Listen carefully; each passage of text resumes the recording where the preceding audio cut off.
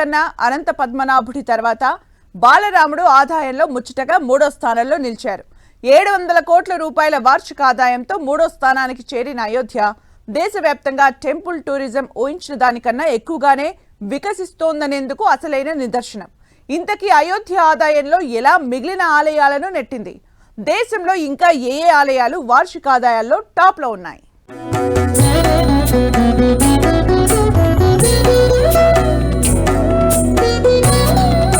తిరుమల వెంకన్న అనంత పద్మనాభుడి తర్వాత బాలరాముడే.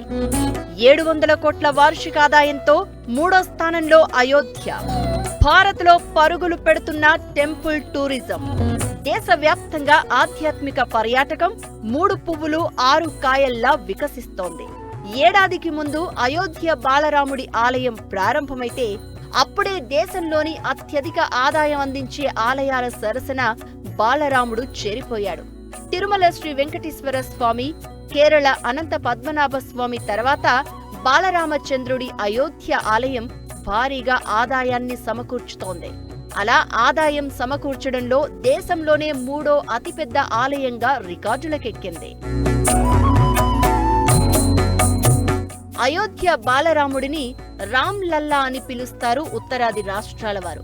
అయోధ్య ఆలయంలో బాలరాముడి విగ్రహాన్ని ప్రతిష్ఠించిన నాటి నుంచి ఇప్పటి వరకు సుమారుగా 13 కోట్ల మంది భక్తులు, పర్యాటకులు సందర్శించుకున్నారు. అలా అయోధ్య ఆలయం వార్షిక ఆదాయం దాదాపు 700 కోట్ల రూపాయలకు పైనే దాటింది. అంటే వార్షిక ఆదాయం పరంగా రామ మందిరం, పంజాబ్లోని స్వర్ణ దేవాలయం, కశ్మీర్లోని శ్రీ మాతా వైష్ణోదేవి ఆలయం, మహారాష్ట్ర షిరిడి సాయిబాబా ఆలయాలను వెనక్కి నెట్టేసిందన్నమాట. ఇది ఉత్తరప్రదేశ్ ఆర్థిక వ్యవస్థతో పాటు దేశ ఆర్థిక వ్యవస్థ అభివృద్ధికి ఎంతో దోహదపడుతోంది అన్నది ఆధ్యాత్మికవేత్తలు, వ్యాపారవేత్తలు చెబుతున్న మాట.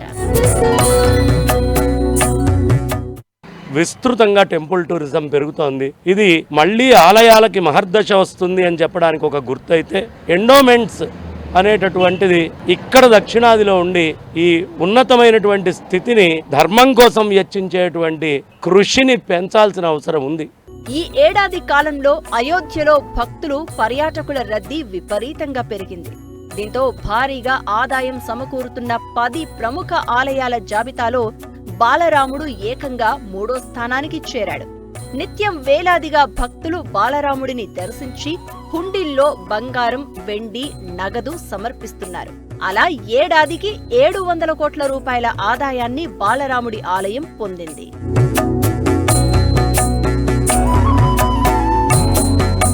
ఇప్పటి వరకు కూడా దేశవ్యాప్తంగా తిరుమల వెంకన్న ఆలయమే అత్యధికంగా ఆదాయాన్ని అందిస్తున్న టెంపుల్ గా నెంబర్ 1 స్థానంలో ఉంది. 2024-25లో తిరుమల వెంకటేశ్వర స్వామికి విరాళాల రూపంలో మొత్తం సుమారు 1500 కోట్ల రూపాయల నుంచి 1650 కోట్ల రూపాయల వరకు వచ్చినట్లు అంచనా. ఆ తర్వాత 2వ స్థానంలో కేరళ తిరువనంతపురంలోని శ్రీ అనంత పద్మనాభ స్వామి ఆలయం ఉంది. నేలమాలిగల్లో అనంతమైన సంపదలతో అనంత పద్మనాభ స్వామి ప్రపంచవ్యాప్తంగా గుర్తింపు తెచ్చుకున్నారు. ఈ ఆలయాన్ని ట్రావెన్కోర్ ఆలయ ధర్మకర్తల మండలి పర్యవేక్షిస్తోంది. ఈ ఆలయం వార్షికాదాయం 750 నుంచి 850 కోట్లుగా ఉంది. అలా దేశవ్యాప్తంగా ఆదాయపరంగా 2వ స్థానంలో ఉన్నాడు అనంత పద్మనాభుడు. ఆ తర్వాత స్థానం బాలరాముడిదే. అయోధ్య రాముడి ప్రతిష్టాపన మహోత్సవం తర్వాత దేశవ్యాప్తంగా చాలా మంది ఇక్కడికి వస్తూ ఆ బాలరాముడి రూపాన్ని దర్శించి తరిస్తున్నారు. దీనికి తోడు ఈ ఏడాది ప్రయాగ్రాజ్ కుంభమేళాతో అయోధ్యకు భక్తులు భారీగా తరలివస్తున్నారు. అలా లక్షలాది మంది భక్తులు రోజు అయోధ్య బాలరాముడి సేవలో తరిస్తున్నారు. ప్రయాగ్రాజ్ కుంభమేళా ప్రభావంతో రోజుకు 4 నుంచి 5 లక్షల మంది అయోధ్యను దర్శించుకున్నట్లు అంచనా. ఇది కూడా బాలరాముడి ఆలయానికి ఆదాయం పెరగడానికి కారణమే. దేశంలోనే అత్యధిక వార్షిక ఆదాయం అందిస్తున్న ఏకైక దేవుడు, ఆ దేవదేవుడు తిరుమల శ్రీ వెంకటేశ్వర స్వామి. ఆ తర్వాత స్థానం తిరువనంతపురం అనంత పద్మనాభుడిదే. ఇప్పుడు 3వ స్థానంలో బాలరాముడు ఉన్నాడు. ఇంకా దేశవ్యాప్తంగా చాలా ఆలయాలు అత్యధిక వార్షిక ఆదాయంతో తర్వాత స్థానాల్లో ఉన్నాయి. అవేంటో ఓసారి చూద్దాం. తిరుమల శ్రీ వెంకటేశ్వర స్వామి గురించి తెలియని భక్తులు ఉండరు. కోరిన కోర్కెలు తీర్చే కొంగు బంగారం ఆ దేవదేవుడు. అఖిలాండకోటి బ్రహ్మాండ నాయకుడిగా నిత్యం వేలాది మంది భక్తులు అరక్షణం దర్శించుకోవడమే మహద్భాగ్యంగా భావిస్తూ ఉంటారు. తిరుమల తిరుపతి దేవస్థానం ఆధ్వర్యంలో నడిచే ఈ ఆలయం ఏటా 100 కోట్ల ఆదాయాన్ని ఆర్జిస్తోంది. 2024 నుంచి 2025 వరకు తిరుమల వెంకన్న ఆదాయం సుమారుగా 1600 కోట్ల రూపాయలకు పైనే ఉందని అంచనా. అలా గోవిందుడు అందరివాడుగా ఉన్నా ఆదాయంలో మాత్రం అందనంత ఎత్తులో ఉన్నాడు. టెంపుల్ టూరిజంలో దినదిన ప్రవర్ధమానంగా విరాజిల్లుతున్నాడు. కేరళ అనంత పద్మనాభ స్వామి ఆలయం కూడా దేశంలోనే ప్రముఖ ఆలయాల్లో ఒకటిగా ఉంది. కేరళ రాజధాని తిరువనంతపురంలో ఉన్న అనంత పద్మనాభ స్వామి ఆలయాన్ని ది సిటీ ఆఫ్ లార్డ్ అనంత అని పిలుస్తారు. 16వ శతాబ్దంలో నిర్మించిన ఆ ఆలయం నేలమాళిగల్లో అనంతమైన సంపదతో ప్రపంచ ప్రఖ్యాతిగాంచింది. వజ్ర వైడూర్యాలు, మణులు, మాణిక్యాలతో లక్షల కోట్ల రూపాయల సంపద అనంత పద్మనాభుడి సొంతం. దీంతో ఈ ఆలయానికి నిత్యం వేలాది మంది భక్తులు తరలివచ్చి దర్శించుకుంటారు.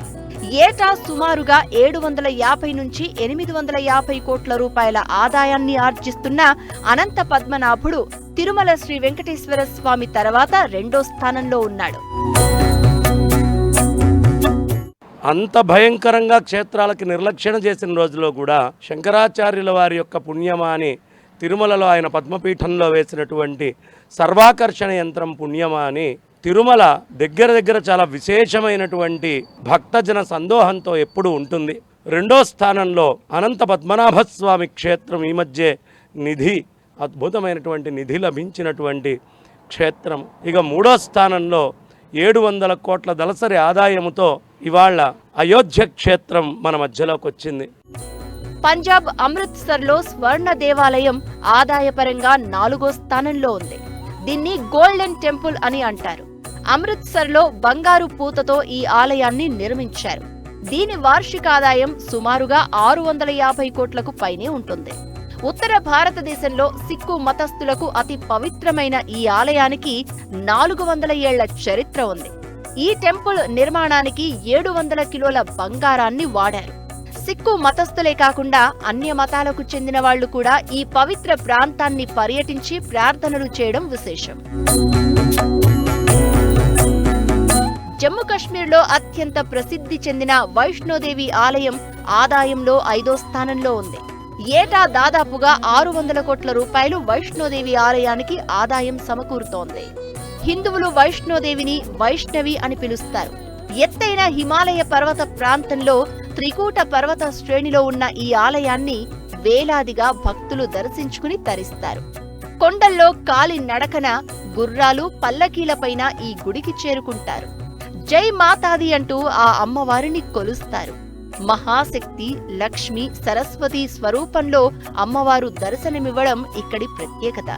పర్వదినాల్లో భక్తుల సంఖ్య లక్షల్లో ఉంటుంది. మహారాష్ట్రలో షిరిడి సాయిబాబా ఆలయం కూడా అత్యధిక ఆదాయాన్ని సమకూర్చే మందిరాల్లో ఒకటిగా చెబుతారు. ఏటా 500 కోట్ల రూపాయల వరకు షిరిడి సాయిబాబా ఆలయం ఆదాయాన్ని అందిస్తోంది.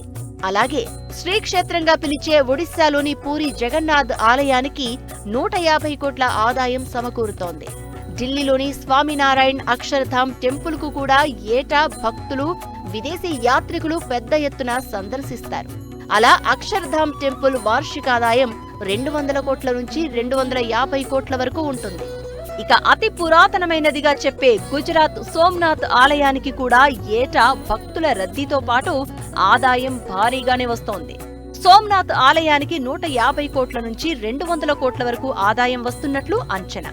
ఇలా దేశవ్యాప్తంగా ఉన్న పురాతన, నూతన ఆలయాలు, పర్యాటక, ఆధ్యాత్మిక కేంద్రాలు టెంపుల్ టూరిజంలో ఊహించని విధంగా ఆదాయాన్ని, ఆధ్యాత్మిక పరిమళాన్ని వెదజల్లుతూ దేశ కీర్తి ప్రతిష్టల్ని పెంచుతున్నాయి. ఆధ్యాత్మిక పర్యాటక రంగానికి ఆర్థికాభివృద్ధిని చేకూర్చుతున్నాయి.